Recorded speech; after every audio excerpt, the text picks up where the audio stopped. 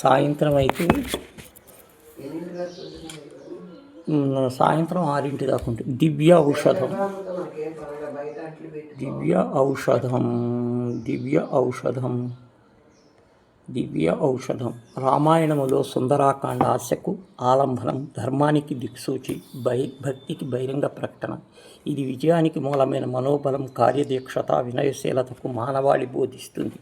అందుకే సుందరాకాండ చదివితే కష్టాలు తొలుగుతాయి, ఆత్మ నమ్మకం ప్రజల హృదయాల్లో నిలిచింది.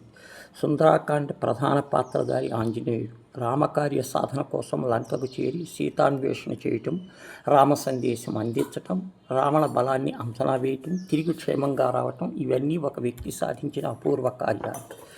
ఈ మహాకార్యాలు ఆంజనేయుడు భక్తి వల్లే మాత్రమే కాదు, ఆయన వివేకము, సమయము, వినయము, విధేయత వల్ల సాధ్యమైనవి. శక్తికి శీల సంపద తోడైతే సుందరమవుతుందని ఈ కాండ బోధిస్తుంది. సుందరాకాండ విశ్వాసము, ధర్మపాలన, శరణాగతి అని 3 ప్రధాన సందేశాలు ఇస్తుంది. నేను చేయగలను, నమ్మకం లేకపోతే ఎంతటి శక్తి ఉన్నా అది నిరుపయోగమే.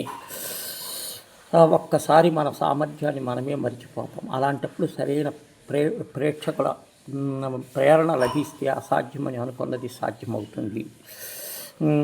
రామ ఆజ్ఞకు విరుద్ధంగా ప్రవర్తించడు హనుమ. లక్ష్య సాధనలు, నీతి మార్గం విడిచిపెట్టకూడదన్న నియమం ఇక్కడ స్పష్టంగా కనిపిస్తుంది. సుందరాకాండ ప్రక్రియ ప్రాధాన్యాన్ని నేర్పుతుంది.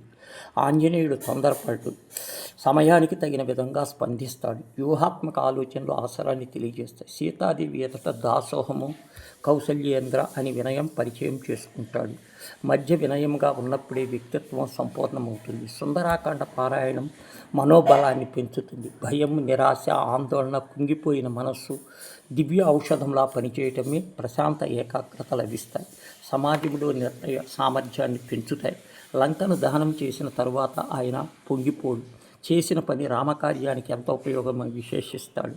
నాయకత్వ లక్షణము, శక్తిని ఎప్పుడు ఉపయోగించుకోవాలి, ఎప్పుడు వద్దన్న నియంత్రణ హనుమ ప్రత్యేకత. సంస్కారము ఆయన ప్రతిచర్యలో కనిపిస్తుంది. స్త్రీల పట్ల గౌరవము, వృద్ధుల పట్ల మర్యాద పాటిస్తాడు. సంస్కారం లేకపోతే వినాశనానికి దారితీస్తుంది. సంస్కారంతో కూడిన శక్తి మాత్రమే లోకహితం అన్నది ఆంజనేయుడి జీవితం ద్వారా స్పష్టమవుతుంది. ఆంజనేయుడి రూపంలో మనకు చూపించే అర్థం, నమ్మకం, నియమం, నిష్ఠ ఈ 3 కలిసినప్పుడే జీవితం ఎలాంటి కష్టాలనైనా సునాయాసనముగా దాటవచ్చుననేది సుందరాకాండ సందేశము.